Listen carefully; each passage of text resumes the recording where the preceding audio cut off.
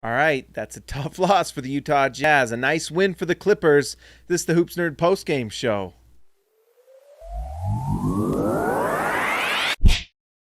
Well, I guess all good winning streaks must come to an end because the Utah Jazz tonight fall finally to the Los Angeles Clippers after beating them yesterday, with the Clippers missing Paul George and Kawhi Leonard and also Nicholas Batum. Although I don't always understand why people say, well, they were missing Nicholas Batum as if he was any sort of reason why the Clippers won this game tonight. As far as the Clippers go, let's just talk about the Clippers. They are and this is what we've talked about before with the Clippers. The reason why I think they're so good is not necessarily the offense, but it's the defense. You have Paul George and Kawhi Leonard on the wings who are just super long, super strong and athletic, and will beat you with defense. Utah was just not able to get a lot of the shots off that they normally do, and tonight, it was very apparent. If you look in the notes, I can't remember. I don't have the notes with me. Let's see. The Jazz shot for the night. The Jazz took 34 threes, and that honestly, it feels like a bloated number because of Donovan Mitchell's threes at the very end. For a lot of the night, it really felt like they were going to take about 31. Utah for the season takes about 42.3 threes a game. And honestly, the Jazz would like to have that be even bigger.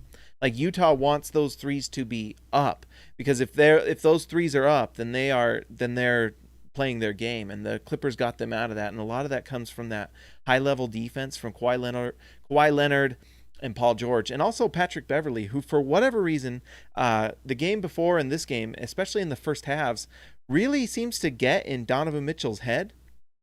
And I don't know what it is, but he just gets into Donovan Mitchell's head, and in the first half of both games, Mitchell struggled. And it was the same thing tonight. I think Mitchell started over 5 and had like 2 fouls, and Quinn Snyder pulled him because of that thing Quinn Snyder does with fouls. I still don't understand it. But Mitchell struggled and was out of the game, and the Jazz need Donovan Mitchell to play well and to be in the game for them to win these games. Obviously, he's their superstar. It was nice for Utah to see Mike Conley come in, and he played well from the start. Conley had a nice game, but really the difference in this game was if you look at the stats and if you watch the game, it was Marcus Morris had a monster night for them. Off the bench, Marcus Morris plays 26 minutes. He shoots 7 for 11 from the field, and a lot of those were like pull-up, tough, mid-range jump shots. So he came in and hit tough shots. 3 for 5 from 3 too. He was just big time. 17 points, and he was a plus 10 for the game. Marcus Morris was monster. The other guy you really just got to give credit to is Kawhi Leonard. 29 points for Leonard. I mean, it was a hard-fought game. He had Royce O'Neal on him all night, and I felt like Royce O'Neal did a pretty good job, and Kawhi still scored 29, although that was 29 points on 24 field goal attempts. Leonard was 0 for 4 from 3 and 10 for 24 from the field. So, Kawhi Leonard, Marcus Morris, that was really the difference in this game. It was a close game, really, for most of the game. The lead changed multiple times. So, the Clippers are a tough, tough team. But I think if you're a Jazz fan, there's a lot to be excited about because you didn't really get anything you wanted. There were some weird things this game. I think we just mentioned it. Mike Conley, 0 assists in this game. That's not happening again, and he's coming back from injury, so that's probably what you expected, and you're just kind of excited that he didn't come out injured in any way. Let's see. Robert Hall, was that end a good indication of all playoff games that we hung on? I think so. I think the fact that Donovan Mitchell came out in the second half and played better is your biggest sign. I mean, it's honestly, and go to SLC Dunk. The reason we're a little later tonight is I had to write the recap for SLC Dunk. So go to slcdunk.com, guys, and you can read what I wrote there. But one of the things that was interesting is that Mitchell turns it on in the second half. If Mitchell plays even a half as good as he did in the second half in the first half, the Jazz win this pretty comfortably. But Mitchell's got to figure out, if the Jazz play the Clippers in the playoffs, how to face Patrick Beverley start to finish, And if that means letting Mike Conley cook, then do it, But Mitchell just had a rough first half and had a really good second half. He did miss some shots, though, and he missed a free throw, and there was a lot of little things. There was a George Niang inbound play that went the other way to the Clippers, and that's 2 free points, and I bet you the Jazz would have liked those 2 points back. That was rough. There was a turnover by Joe Ingles near the end of the game. Joe Ingles, by the way, not a good game. Bad game. So Joe Ingles is going to have to figure things out playing with the second unit again, but throws the ball off of Rudy Gobert's ankles. Bad turnover. You just can't have those. And so if you want to win these games, you can't do those things. You've got to cherish every single possession.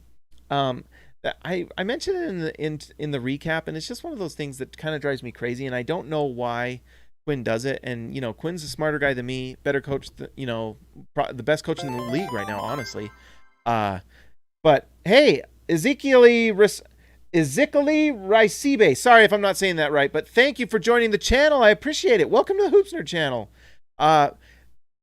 So not only did Mitchell not shoot the ball well or play particularly well in the first half, he didn't. He played badly. He also got 2 fouls, and Quinn Snyder pulls him. Mitchell for the game ended with 4 fouls. Was he ever really in a situation where you're worried that he's going to foul out of the game?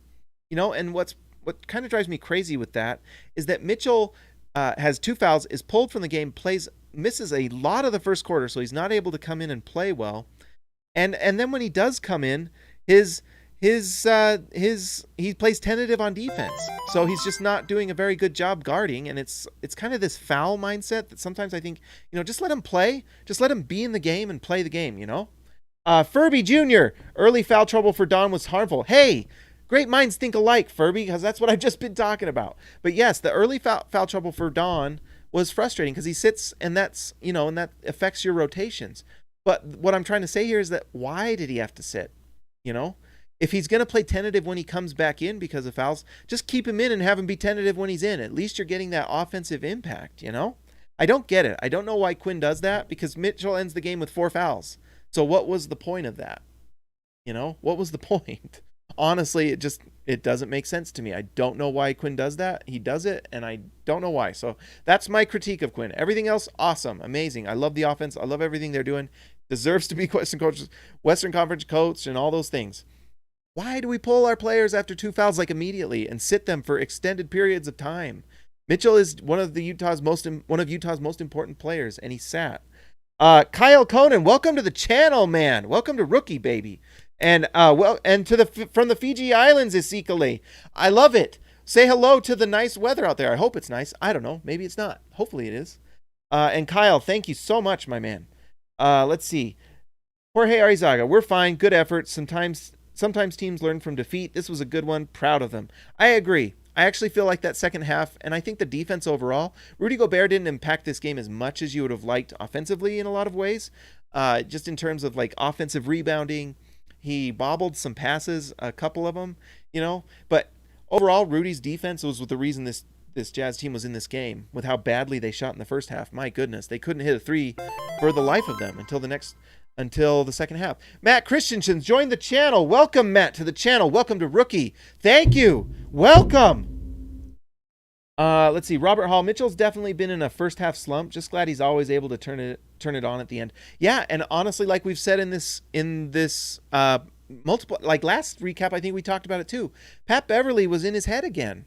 And for whatever reason, he had that one pull-up where he came off a screen with Beverly guarding him, and he just like off the backboard hard. Like it wasn't close, and that's just like mental stuff, and then he misses a wide open corner 3 in that first half. Both those shots, one of those goes in. This is a different game. That's why I also would not be too worried. Ezekiel, loss could be a good thing for us. Reality check and shows us what it takes to win a championship. Yeah. Honestly, this was I'm glad that Kawhi Leonard and Paul George played. I mean, winning is nicer because you get a better chance at the 1 seed, and getting the 1 seed is a big deal because you may have to only face the Clippers or the Lakers in that case. Because let's say Clippers and Lakers face each other in the second round, you only have to face one of them. So that's why the 1 seed is important. So obviously you'd like to win in this, but I do like your point in that it's nice to see the Clippers and it's nice to just learn some things. Utah looked like a different team in the second half, and mostly because Mitchell turned it on. So really good things. The Jazz just get more experience with the Clippers, and I honestly wish this was a playoff series because I would put money on the Jazz winning the next game after this one. Let's see. Matt Christensen, those offensive boards killed us. Wow. Yeah, I don't know the stats completely, but let's see. We'll look it up right now. But total rebounds for the Clippers was 50. For Utah, total rebounds 46. But offensive rebounding for the Clippers, they had 11 offensive rebounds. We had 6. So you're exactly right, Matt. That was part of the reason, because one of Rudy Gobert's impacts on the offensive end is his ability to offensive rebound and get putbacks. And there were only 6 offensive rebounds for the Jazz this whole game. So the Jazz need to adjust to that. If the Clippers are gang rebounding and it's keeping Rudy from getting those boards, then maybe you need to change your offense to do certain things, like, shooting more threes. Like we said, 35 threes in a game when you typically take about 43. That's 8 threes at the Jazz's percentage. That's the game. Utah just has to find a way to get back into what they're doing. But like we always say, there's a reason they didn't do what they wanted to do, and you've got to give credit to the Clippers for keeping the Jazz from taking those threes that they like to take. Let's see. Furby Jr., Beverly, and the whole Clipper team has really good defense. Really. It is true. I mean, the Jazz did not get to do a lot of the shots you've just got to give credit to the Clippers. They're really, really good. They're really long on defense. They've got Pat Beverly, who's good on the ball, and then you've got Kawhi and PG on the wings, and they're elite defenders. What's his bucket at center? Let's see. I always forget his name.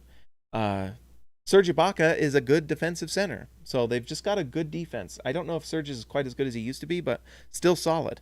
And Anthony Pride, welcome to Anthony or Anthony, let me know. But welcome to Rookie Baby. Welcome to the channel. That's awesome. Thank you. Yes, let's see. It's tough to lose because the Jazz have been winning so much. I'm not used to this feeling, guys, but I'm actually not that frustrated from this loss. It's just you're not going to win every single game. I don't think anyone expected Utah to win literally every game the rest of the season, but it was nice to see them go up against Paul George and Kawhi Leonard. I would rather have a game like this under your belt and out of the way than in the playoffs. And the playoffs are closer than you think, because we're playing 72 games. They're going to release that second half schedule soon, and it's going to have a lot of makeup games and things like that. But Utah, their record, and I don't know if they've played more than everyone else. They have played a lot of games and haven't missed a lot of games. So Utah's got to be really I don't know, happy about where they are. They're in the number 1 spot.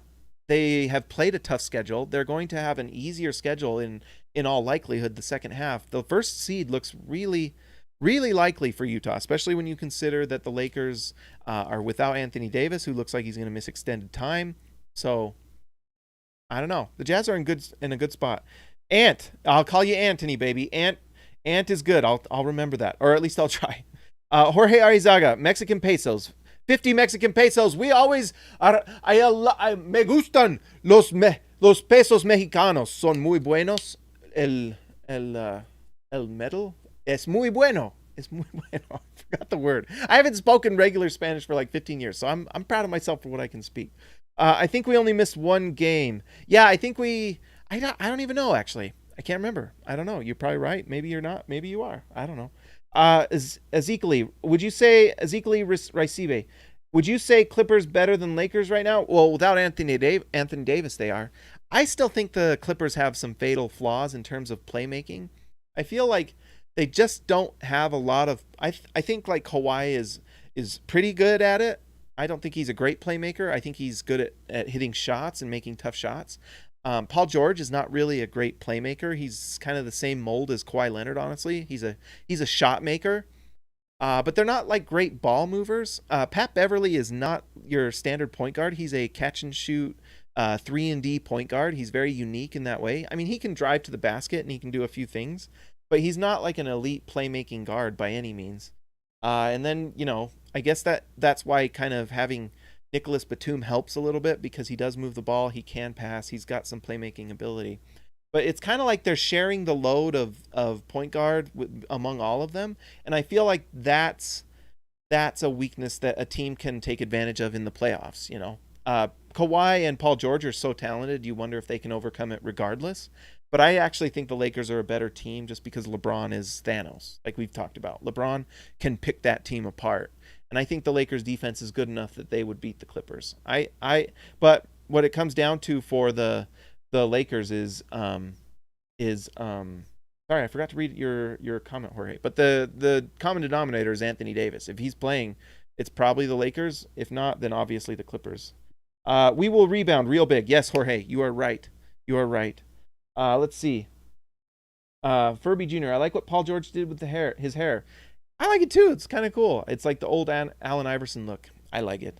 Robert Hall, my wife kept getting mad at their repeat screens like nothing new, and yet it was all falling for the Clips. Yeah, guys, we shot 30. Let's see. I mean, sometimes it's just like they hit shots and the Jazz didn't. And if you take out the two like miracle threes that Donovan hit at the end, which were crazy, like how they went in, Utah shot for the game 35%. And I don't want to count those. They do count, but those two threes that Mitchell made, that's part of that 35%. Those were just wild, crazy threes that went in. Actually, you know what? My point is not being made. 33% from three for the Clippers. So, I don't know. But then you look at the Clippers, 48% from the field, Utah 47. So, it's like Matt said. This game was won in the trenches with the rebounding. And by the way, you look at that end rebound. Kawhi like out rebounded Rudy Gobert and Royce O'Neal right at the end there. I mean, he just outmuscled him. You can't let that happen. You've got to outmuscle. I mean, he just outmuscled him. Neville good. Key's virginity is on life support. Key, what are you gonna do? They lost the game, Key. I'm glad everyone remembers that. Matt Christensen, I hate giving the media this opportunity to talk smack. Yes, I do, because then they'll say, because of course they're going to say, oh, look, the Jazz play full strength Clippers and look what happens. Well, they don't remember that the Jazz played them before and beat them also, early in the season. This is the third time they've played. The Jazz have won 2 out of 3. The Jazz take the series. So if the Jazz are tied with the Clippers at the end, guess who gets the tiebreak? By the way, thank you, Neville, for the $2. I appreciate it. That's amazing. You're great. Thank you. Guys, not a lot else to say about this one. I would have liked to see Mie play. I kind of feel like Quinn Snyder needs to look at the Mie. I like George Niang a lot, and I actually feel like George has played really well this year. But I feel like Mieoni's defense is game changer a little bit. And I feel like when Royce O'Neal sits, you have Mieoni in, and you've got same level of defense going. Royce O'Neal obviously gets the edge because his three-point shooting is great. And by the way, Royce just needs to take threes. I mean, that one open three that Royce took and it didn't go in, that goes in. That's a different game. Typically it does. Let's see. So I would like to see Quinn maybe experiment a little bit with Oni instead of maybe Niang, or just finding ways to get Oni on the floor, because his defense is really, really good. And honestly, Oni's defense might be, something that wins you a playoff game. Like if you can have Oni come in and he plays against, and gets on Lou Williams or something and can affect his game and get him out of the game, that's a playoff series. So I think it's something that the Jazz need to think about. Oni has really shown that his defense is game changer, and he's a rebounder too. Like last game against the Clippers, you saw him come in and make some big rebounds. Oni was a reason that we won that game last game. Neville Good, $2. Thank you again, sir. 1 L for every 10 wins. Sounds good to me. I agree. If we're winning 9 out of 10 games, that's pretty good. And if your loss is a close one to the Clippers where you just didn't really shoot as well as you typically do. I mean, Jordan Clarkson had a rough night tonight. Jordan Clarkson was like 1 for 7 from 3. Let's be accurate. 1 for 7 from 3. Look at that. The mind, it remembers. But yes, Jordan Clarkson didn't have a perfect night, and that's okay. Like he had a really nice, those floaters for him just go in all the time. It's incredible. And he's not going to shoot that poorly from 3 every game. So everyone's going to have tough outings, and tonight it was just a few too many for Utah that kept them from winning the game. Let's see. Jorge Arizaga, we're still in good shape for number 1 seed. I agree. Furby Jr., that inbound pass by Niang made me say, what the F out loud. Yes, I as well was very frustrated. And guess what? That was the difference, because that's a point swing. What if the Jazz go the other way and score? That's a big, big loss. Matthew Trineman, I'm glad we lasted enough to get you to join the channel, Matthew. Thank you. Welcome to the rookie, baby. Welcome to the channel. You know what? And also the Clippers are just good. Sometimes you just get beat, guys. Sometimes like the other team just beats you and you lose the game, and it happens, There's never been an undefeated team in the NBA up to this point. It's just how it goes. You wish they could win them all, but they're not going to. All right, guys. Appreciate all the new members tonight. I think we got 3 or 4 new members. Welcome to the channel. It's amazing. Guess what? We got new emojis coming. So you guys can comment in the thing with new emojis. We got Joe Ingles, headband Joe Ingles coming as an emoji. We've got Larry O'Brien trophy that will be hefted up by the Utah Jazz, hopefully, this year. We've got Ait being emojized, and we've got one more of me because I'm a narcissist, I guess. And then another one, I forgot what it was. But I guess you'll have to join to find out because you'll be able to use it as soon as I upload it, actually. All right, guys, like and subscribe to the channel. Join the channel, too. It's that button right there. I think I'm pointing to it around here. Hit the button. I appreciate it. It's great. You get to join the channel. Oh, also, tomorrow night for All-Stars is our All-Star only Q&A live stream video. It's going to be very fun. So I will see you guys tomorrow, All-Stars. If you want to be a part of that, join the All-Star crew. Guys, like and subscribe. Do all the things. I'm done. Talk to you later.